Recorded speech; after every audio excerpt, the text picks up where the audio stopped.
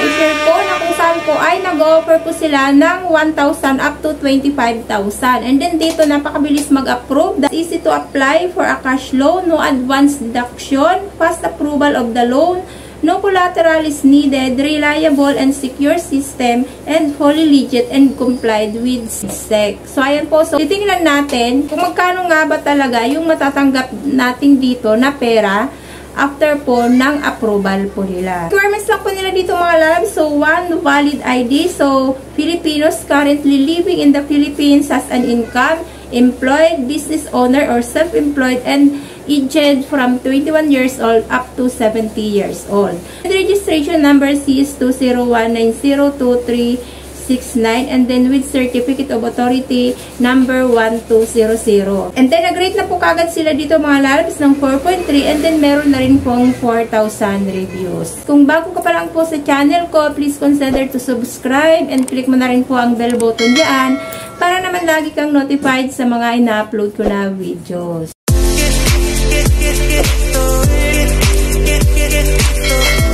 So, itong sinasabi ko mga lalabs ay si Pita Cash Loans for Everyone. Install po natin si Pita Cash. So, after po niyan, kailangan nyo po mag-register yan using your cellphone number, and then papadalhan po kayo ng verification as usual. Pop up kagad dyan, meron kagad ng 1,000, 2,000, 3,000. So, mamimili po kayo dyan kung magkano nga ba yung gusto nyong applyan or kung magkano nga ba yung amount na kailangan po ninyo. So, click nyo po ang take a loan. Makikita nyo na po kagad dyan. So, filling of information. So, filapan nyo po yan dyan mga lalabs. Step by step po yan. So, usual naman po ng mga ginagawa po natin dito. Ganon din po yun dito pa po kay Pita Cash. So, kailangan po nilang ID po dito is UMID ID, TIN number, SSS ID, PRC, passport, driver's license, postal ID, PhilHealth ID, PhilSys or national ID, and then voters ID. So, mamimili lamang po kayo dyan.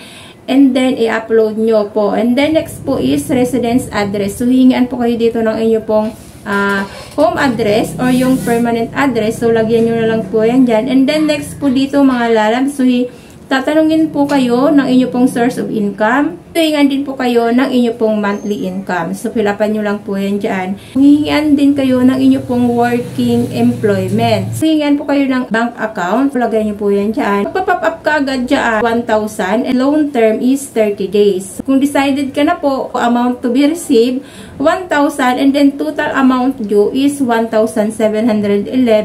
And deadline of payment mo is after 1 month. Ganito pong disbursement amount, pagpapautang ni Pita Cash. So, click nyo continue. Nakalagay dito kaagad, so application successfully received. Okay, so dito mga lalabs, so kailangan mo dito may bank account dahil doon po nila isisend sa iyo pong bank account ang pera na ilulon mo dito kay Pita Cash. So dito mga lalabs, meron po akong i-share sa inyo na comment po ng isa po borrower dito kay Pita Cash. So, shout out po kay Nikita Jenner 9813.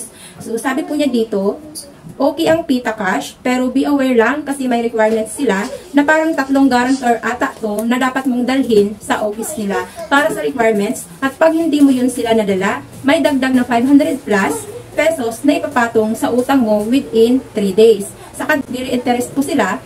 Kunwari 1,000 yung inutang mo within 7 days, masyak ka lang. Kasi imbes na 1,150, may hidden charges pa pala plus yung 500 pesos na penalty sa pag di mo present yung guarantor mo. So, basta all in all, ang isa sa ulit sa kanila within 30 days ay sobra 2,000 pesos lang. So, dito pala kay Pita Cash mga lal, so malalaman mo pala talaga yung kanilang paraan ng pagpapautang dito after po na ma-approve ka po dito nila. So, doon mo lang malalaman na may mga hidden charges pa pala sila bukod doon sa interest na pinatong na po nila sa iyo. Kailangan mo magantay dito ng 3 hours or up to 1 business day bago mo malaman kung approve ka ba dito or hindi. And then dito mag-expect ako ng tawag mula sa kanila pong staff para po doon sa confirmation ng iyo pong loan. So, mostly dito sa mga reviewer nila is nag-rate po ng 5 stars dahil daw po is best loan app ever. So, ayan, applied for a loan, must approve immediately. The loan term is really 1 month. Unlike other apps which only gives you 1 week. So, 1 month daw talaga yung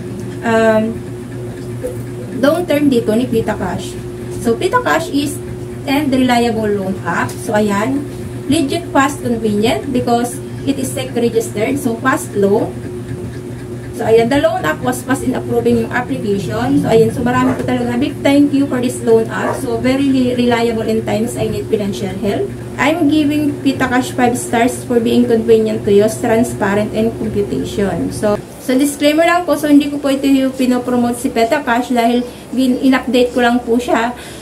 In-update ko lang po siya nung mangutang po ako dito last 5 months na na-reject po ako. But then ngayon, so mag-iintay po ako ulit ng 3 hours or 1 working day para malaman po kung approve po ba or hindi. But overall naman po is positive naman po yung review ng mga commenters po nila dito dahil sila po talaga ay nakakautang. So, ayan po mga loves, it's up to you na po kung i-grab nyo po yung offer nito ni PitaCash. Basahin nyo na lang din po ang reviews po ng mga commenters po dito para naman kayo din po ay magkaroon din po ng additional information kung legit nga ba talaga ito si PitaCash or hindi.